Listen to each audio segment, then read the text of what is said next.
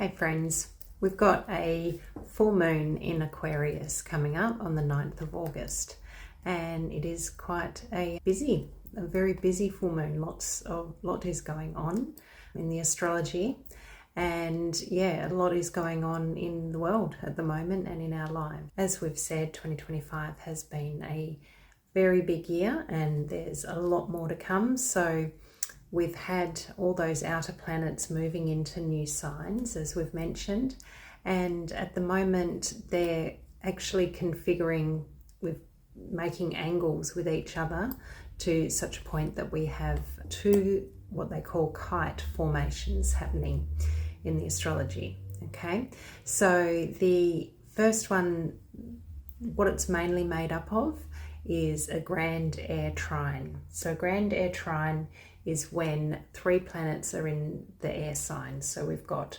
Pluto in Aquarius, and then we've got Mars in Libra, and we've got Uranus in Gemini. And they're all in the very first couple of degrees of the air signs, okay? So it's all very new energy. We can't say for sure what is going to come of this new energy.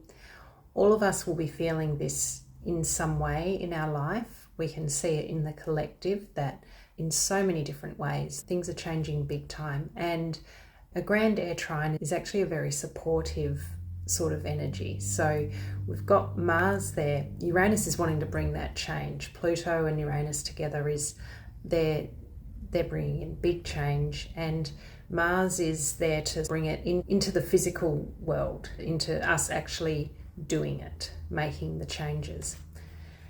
However, what we also have happening is, like I said, it's a kite formation. So when there's a kite, you have the grand air trine. So imagine a triangle, a big triangle.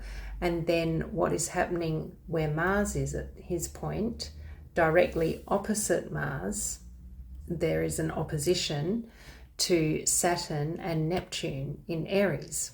Okay, so Neptune are sitting there in the first couple of degrees of Aries, and they're both retrograde at the moment.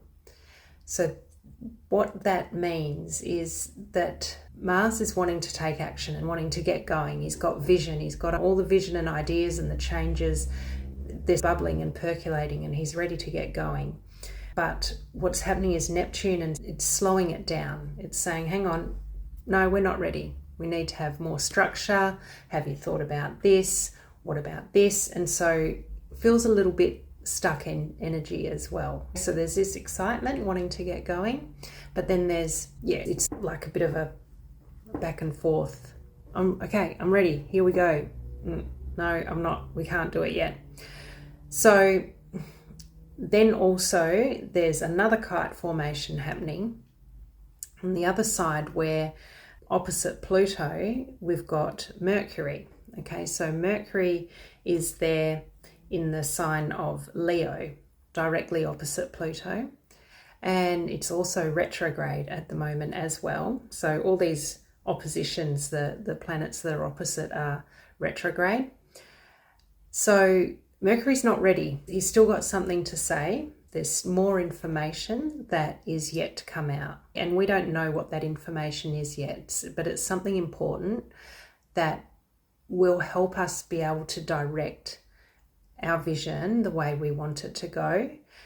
So there's some salient information that is yet to be known in good time, everything in good time, but it's certainly life-changing aspects at the moment. There's new directions. Everyone's coming up with new ways of being and thoughts, and we can all feel this happening.